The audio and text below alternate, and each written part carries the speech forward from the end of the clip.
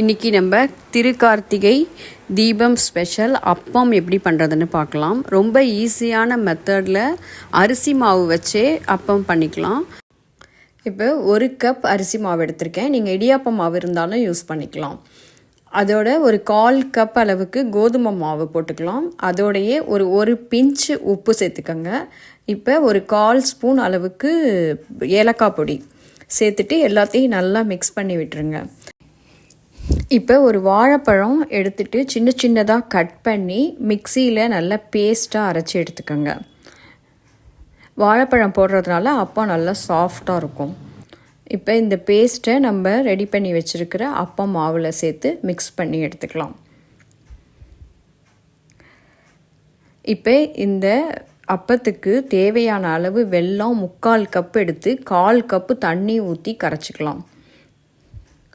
வெல்லம் நல்லா கரைஞ்சா போதும், பாகு பதம்லாம் எதுவும் வைக்க வேண்டாம். இப்போ நல்லா கரைஞ்சிடுச்சு வெல்லம். கொஞ்சம் ஆறினத்துக்கு அப்புறமா இந்த மாதிரி அப்ப மாவில் வடிகட்டிட்டு சேர்த்துக்கோங்க. இப்போ இதையும் நல்லா மிக்ஸ் பண்ணி எடுத்து வச்சுக்கலாம். கட்டிலாம் எதுவும் இல்லாமல் நல்லா மிக்ஸ் பண்ணிக்கோங்க. இப்போ ஒரு கடாயில் 2 டேபிள் ஸ்பூன் நெய் ஊற்றிருக்கேன். சின்ன சின்னதாக கட் பண்ண தேங்காய் போட்டு ஃப்ரை பண்ணி எடுத்துக்கலாம். நீங்கள் தேங்காய் துருவல் இருந்தாலும் ஒரு 2 டேபிள் ஸ்பூன் அளவுக்கு போட்டு ஃப்ரை பண்ணி எடுத்துக்கோங்க. தேங்காய் பார்த்திங்கன்னா இந்த மாதிரி செவந்து வரணும். இப்போ இந்த தேங்காய் வறுத்ததை நம்ம அப்பம் மாவில் மிக்ஸ் பண்ணி எடுத்துக்கலாம்.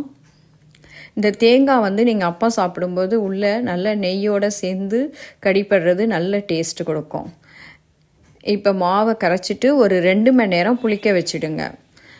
இப்போ பார்த்தீங்கன்னா நான் குழிப்பணியார கல்லில் தான் இன்றைக்கி ஊற்ற போகிறேன். அதனால் நெய்யும் எண்ணெயும் கலந்து ஊற்றி சூடானதுக்கு அப்புறமா நம்ம ரெடி பண்ண மாவை கொஞ்சம் கொஞ்சமாக எடுத்து ஊற்றிக்கலாம்.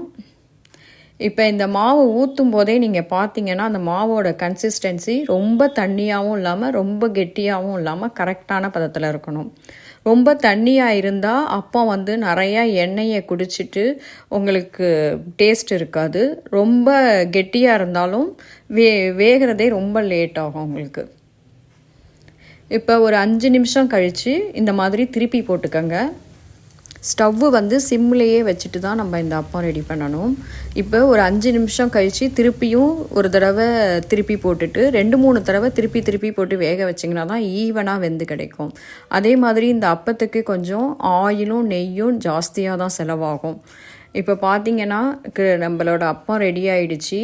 வெளியில் பார்த்தீங்கன்னா கலர் நல்லா சேஞ்ச் ஆகி உள்ளே சாஃப்டாகவும் வெளியில் கிறிஸ்பியாகவும் இருக்கிற பந்தான அப்பம் சூப்பராக ரெடி ஆகிடுச்சு. இப்போ அடுத்ததாக இதை நான் உங்களுக்கு உடச்சி காமிக்கிறேன் பாருங்கள். அப்படியே ரொம்ப ஈஸியாக உடச்சிடலாம். அதே மாதிரி உள்ளே நல்ல சாஃப்டாக இருக்கும்.